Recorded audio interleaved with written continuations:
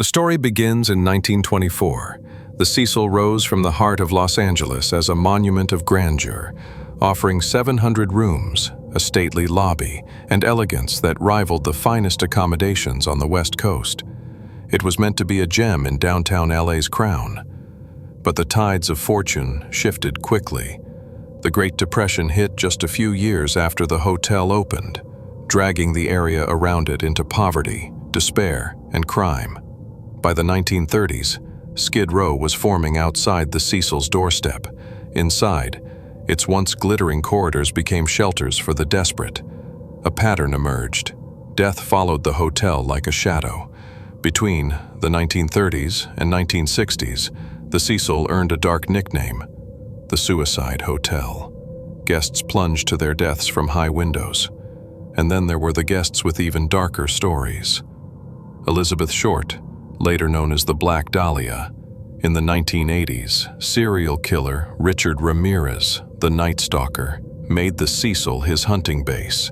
He stayed on the 14th floor during his killing spree, reportedly returning through the hotel's back entrance covered in blood. No one stopped him. In the 1990s, Austrian journalist and convicted murderer Jack Unterweger checked in. He was supposedly writing about LA crime. He strangled 3 women while staying at the Cecil.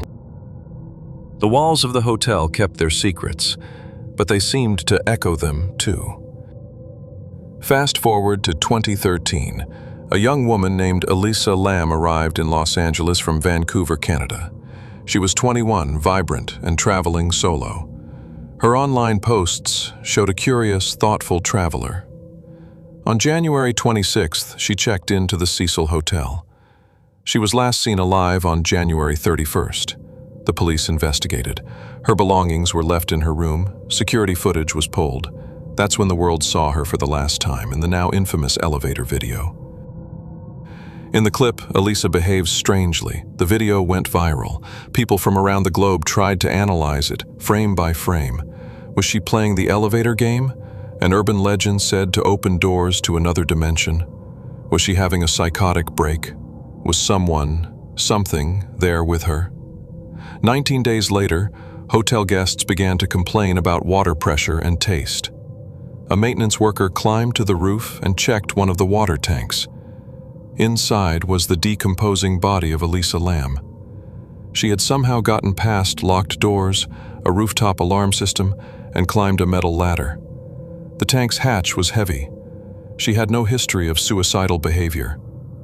The autopsy ruled her death an accidental drowning, with bipolar disorder listed as a contributing factor, but the questions only multiplied. There were no signs of trauma, no clear explanation for how she got into the tank.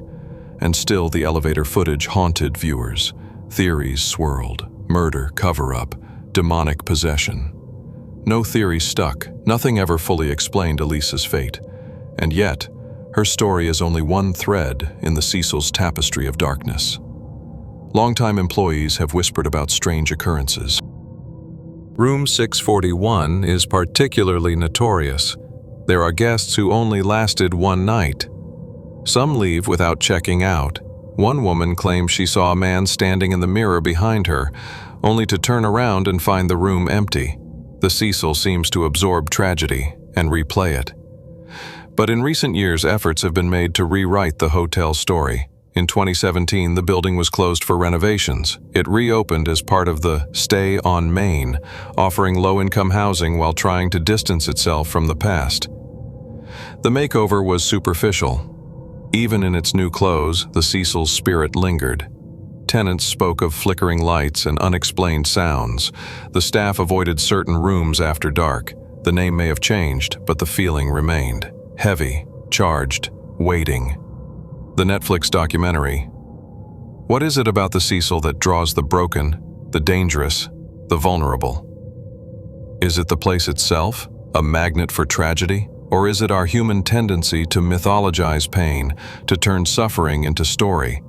In truth, the Cecil sits at a crossroads, of fact and fiction, of history and horror. A place where real lives ended, but legends began. It is part of LA's shadow and part of ours. There may be no final answer, But the Cecil's story reminds us of the fragility of safety, the thin line between the normal and the nightmarish, and the unsettling truth that some places seem to breathe darkness. So next time you walk past an old hotel, it's still standing, and some say it's still watching. Thank you for watching.